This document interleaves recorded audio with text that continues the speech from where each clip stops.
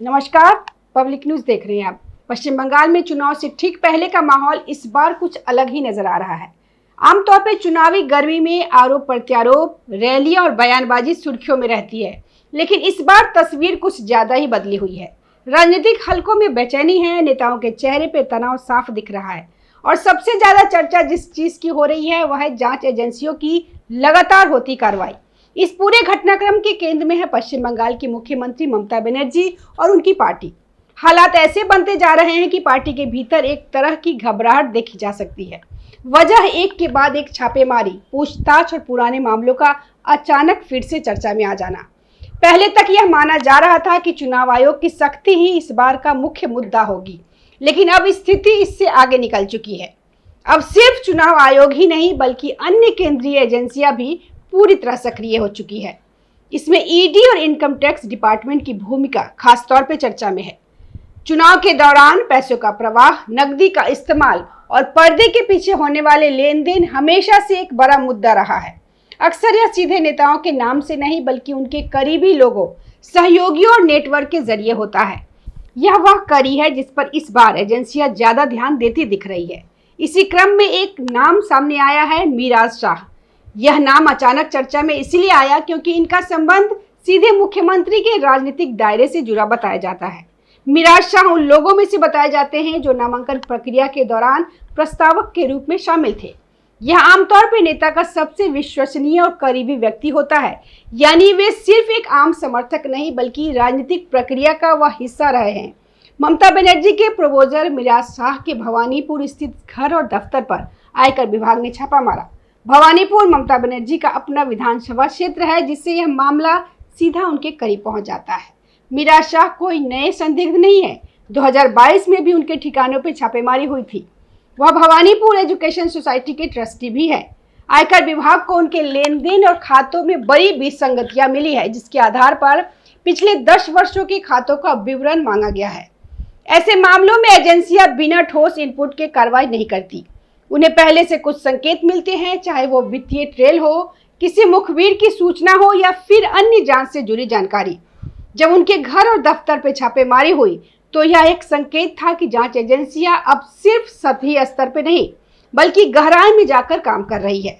खास बात यह भी रही कि यह कोई पहली बार नहीं था। इससे पहले भी उनके ऊपर कार्रवाई हो चुकी थी, जिससे यह अंदाजा लगाया जा सकता है कि एजेंसियों की नजर पहले से ही उन पर थी। लेकिन इस पूरी कहानी का एक और पहलू है, डर का माहौल। चुनाव के समय इस तरह की छापेमारी सिर्फ कानूनी प्रक्रिया ही नहीं होती बल्कि यह एक संदेश भी देती है। यह संदेश उन लोगों के लिए होता है जो पर्दे के पीछे से चुनावी खेल को प्रभावित करने की कोशिश करते हैं, क्योंकि असल में बड़े नेता सीधे तौर पे हर काम में शामिल नहीं होते। उनके लिए काम करने वाले नेटवर्क होते हैं जो पैसों का इंतजाम करते हैं, लॉजिस्टिक संभालते हैं और कई बार विवादित गतिविधियों में भी शामिल होते हैं। ऐसे में जब इन लोगों पर कार्रवाई होती है तो उसका असर सीधे राजनीतिक ढांचे पे पड़ता है। इसी तरह एक और मामला सामने आया है। देवाशीष कुमार, टीएमसी के एक और कद्दावर नेता और रास बिहारी से विधायक देवाशीष कुमार भी जांच एजेंसियों के रडार पे हैं। ईडी ने हाल ही में दक्षिण कोलकाता की एक कंस्ट्रक्शन कंपनी पे छापा मारा था, जिसपे अवैध रूप से जमीनों पे कब्जा करने और बिना अनुमति के प्रोजेक्ट शुरू करने का आरोप है। जांच में संकेत मिला है कि इस कंपनी के अवैध कार्यों को राजनीतिक संरक्षण प्राप्त था। देवाशीष कुमार के ठिकानों पर छापेमारी का मुख्य उद्देश्य उस ब्लैक मनी और कैश का पता लगाना है जो इन निर्माण कार्यों के बदले नेताओं तक पहुंचता है। जांच एजेंसियां केवल कैश नहीं ढूंढ रही है बल्कि उस जटिल नेटवर्क को भी ध्वस्त कर रही है जो काले धन को बैंकिंग सिस्टम में डालने की कोशिश करता है। यहाँ समझने वाली बात यह है कि ऐसे मामलों में सिर्फ नगद पैसा ही नहीं देखा जाता। एजेंसियां बैंक ट्रांजैक्शन, शेल कंपनियां, फर्जी बिलिंग और हवाला नेटवर्क जैसे कई पहलुओं की जांच करती है। आईपैक का उदाहरण, हाल ही में आईपैक से जुड़े मामलों में लगभग 50 करोड़ को वाइट करने की कोशिश का खुलासा हुआ था। इसमें फर्जी बिलों, फर्जी लोन और थर्ड पार्टी पेमेंट का सहारा लिया गया था। पार्थ और अर्पिता कांड की याद बंगाल की जनता भूली नहीं है कि कैसे शिक्षक भर्ती घोटाले में अर्पिता चटर्जी के घर से 50 करोड़ नगद मिले थे। एजेंसी अब इसी डर को भुना रही है कि कहीं चुनाव के दौरान इसी तरह का कैश वोट खरीदने के लिए इस्तेमाल ना हो। कई बार पैसा सीधे बैंकिंग सिस्टम में नहीं आता बल्कि नगद रूप में ही चलता है। बाद में उसे वैध दिखाने के लिए अलग अलग तरीके अपनाए जाते हैं, जैसे फर्जी सेवाओं के बिल, नकली लोन या तीसरे पक्ष के जरिए ट्रांजैक्शन।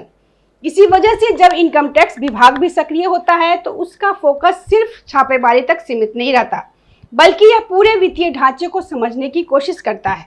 इस पूरे घटनाक्रम के बीच एक बड़ा सवाल खड़ा हो रहा है, क्या यह सब सिर्फ चुनावी समय का संयोग है या फिर इसके पीछे कोई बड़ी रणनीति है? सत्ताधारी पक्ष इसे अपने खिलाफ दबाव बनाने की कोशिश बता रहा है। उनका कहना है कि चुनाव के समय इस तरह की कार्रवाई राजनीतिक रूप से प्रेरित हो सकती है, लेकिन दूसरी तरफ एजेंसियों का तर्क होता है कि वे केवल अपने काम कर रही है।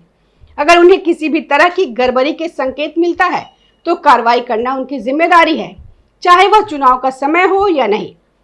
सच शायद इन दोनों के बीच कहीं है।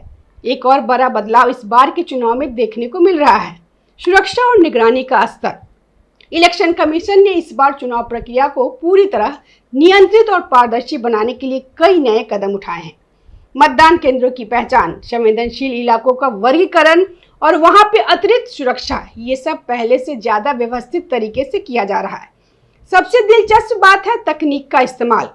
अब कई मतदान केंद्रों पे सीसीटीवी कैमरे ही नहीं बल्कि स्मार्ट एआई कैमरे लगाए जा रहे हैं। ये कैमरे सिर्फ रिकॉर्डिंग नहीं करते बल्कि संदिग्ध गतिविधियों की पहचान भी कर सकते। अगर कहीं भी भीड़ इकट्ठी होती है या कोई असामान्य हलचल होती है तो ये सिस्टम खुद अलर्ट भेज सकता है। इसके अलावा संवेदनशील इलाकों में मानव निगरानी भी बढ़ाई गई है। वीडियोग्राफर तैनात किए गए हैं ताकि हर गतिविधि रिकॉर्ड हो सके। यह सुनिश्चित करने की कोशिश है कि अगर किसी भी स्तर पर गड़बड़ी होती है तो उसका सबूत मौजूद हो। सुरक्षा बलों के वाहनों में जीपीएस सिस्टम लगाया गया है ताकि जरूरत पड़ने पर तुरंत प्रतिक्रिया दी जा सके। यह सब मिलाकर एक ऐसा ढांचा तैयार किया जा रहा है जिसमें चुनावी प्रक्रिया को ज्यादा निष्पक्ष बनाया जा सके। लेकिन इसका एक साइड इफेक्ट भी है। जो लोग पहले इस सिस्टम के लूप होल्स का फायदा उठाते थे उनके लिए अब काम करना मुश्किल हो गया है। यही वजह है कि कई जगहों पे बेचैनी और असहजता देखी जा रही है। अभी तक यहाँ पे आप ईडी सुन रहे हैं, नारकोटिक्स विभाग सुन रहे हैं, चुनाव आयोग तो ओवरऑल है ही। चुनाव आयोग इन सब एजेंसियों से भी जुड़ा रहता है। तो अब आईटी विभाग भी सक्रिय हो गया है और ताबड़तोड़ कार्रवाई कर रहा है। अभी तक ईडी का नाम आ रहा था, नारकोटिक्स विभाग का आ रहा था, पुलिस कार्रवाई कर रही थी और ईसी तो इन सब से जुड़ा ही हुआ है। ईसी इन सब को कंट्रोल करता है, चुनाव के समय कंट्रोल करता है, लेकिन अब आईटी विभाग कर विभाग भी इसे जुड़ गया है। जिन लोगों पे आशंका है कि जहां कहीं नकदी हो सकती है या जो इन सब कामों में लिप्त लोग रहे हैं उनके ऊपर आईटी विभाग छापा मार रहा है। और इसमें तृणमूल कांग्रेस के नेता एक के बाद एक फंस रहे हैं और जैसे जैसे फंस रहे हैं वैसे वैसे ममता बनर्जी की परेशानी बढ़ रही है। इनके बयान आ रहे हैं। ममता बनर्जी का कहना है कि यह सरकारी मशीनरी का दुरुपयोग है और चुनाव की वजह से उन्हें परेशान किया जा रहा है। हालांकि एजेंसियां बिना ठोस इनपुट के छापा नहीं मारती। जब मिराज शाह जैसे करीबी लोगों के पुराने मामले खुलते हैं तो टीएमसी के लिए जनता को सफाई देना मुश्किल हो जाता है। पहले सत्ताधारी दल का स्थानीय पुलिस और प्रशासन पर नियंत्रण होता था, जिससे चुनावी नतीजे प्रभावित करना आसान था। अब नियंत्रण पूरी तरह से चुनाव आयोग के हाथ में है, जिससे टीएमसी की दबंगई पर रोक लग गई है। हालांकि देखिए, ऐसा नहीं है कि ये सब चुनाव के समय हो रहा है। ये छापे पहले भी पड़ते रहे हैं, लेकिन चर्चा कम होती है क्योंकि चुनाव उस वक्त नहीं होता है तो उसका पॉलिटिकल इस्तेमाल भी नहीं किया जाता है। लेकिन अब जब चुनाव के समय अगर इस तरह के सबूत मिले, क्योंकि इस समय देखिए सब एक्टिव है, जो एजेंसियां है वो अपने मुखबिरों को भी और अपने दूसरे कॉन्टैक्ट्स को भी और ज़्यादा एक्टिव कर देती है, तो इसीलिए आपको इनपुट्स भी ज़्यादा मिलने शुरू होते हैं, तो इससे कार्रवाई भी होती है। तो इनसे अब आप कहें कि ये चुनाव के समय ही हो रहा है, तो ऐसा नहीं है कि सारी एजेंसियां चुनाव के समय कर रही है। आईपैक पर पहले भी छापे पड़े थे, अभी चुनाव से पहले भी पड़े हैं और अभी अभी गिरफ्तारियां भी हुई है। तो भारत में तो चुनाव अब हर राज्य में कहीं ना कहीं होता ही रहता है और फिर चलते चलते लोकसभा चुनाव भी आ जाता है। तो अब एजेंसियां कब तक रुकी रहेगी, क्योंकि यहाँ तो चुनाव देखेगी तो फिर वो जांच नहीं कर पाएगी। लेकिन अब ममता बनर्जी को तो बहाना चाहिए, क्योंकि जब इनके नेता और करीबी लोगों के ऊपर छापेमारी हो रही है, कुछ ना कुछ मिल रहा है, तो फिर सफाई कैसे दे जनता को। लेकिन अब बाहर कितना भी मजबूत चेहरा दिखा दे, अंदर से छटपटाहट तो चलती ही रहती है। अब इसी छटपटाहट को इसी और बढ़ा रहा है, क्योंकि इसी जो निगरानी है जो टाइट व्यवस्था बना रहा है चुनाव के लिए, उसने पुराने जो पारंपरिक तरीके हैं चुनाव के, उनको बदल दिया है। पश्चिम बंगाल में एजेंसियों का यह महाजाल उन लोगों में खौफ पैदा कर रहा है जो पर्दे के पीछे से रुपयों और बाहुबल के दम पर चुनाव को नियंत्रित करते थे। देवाशीष कुमार, मिराज शाह और कुमार शाह जैसे नामों पर कार्रवाई केवल शुरुआत हो सकती है यदि वह पारदर्शिता बनी रहती है और लोग बिना डर के वोट डाल पाते हैं, तो ये चुनाव बंगाल की राजनीति में एक नया अध्याय लिख सकता है। क्या ये परिवर्तित स्थितियां चुनाव के नतीजे को भी बदलेगी, यह तो मतदान के दिन ही पता चलेगा। लेकिन फिलहाल ममता बनर्जी के अभेद किले में दरारें साफ देखी जा सकती है।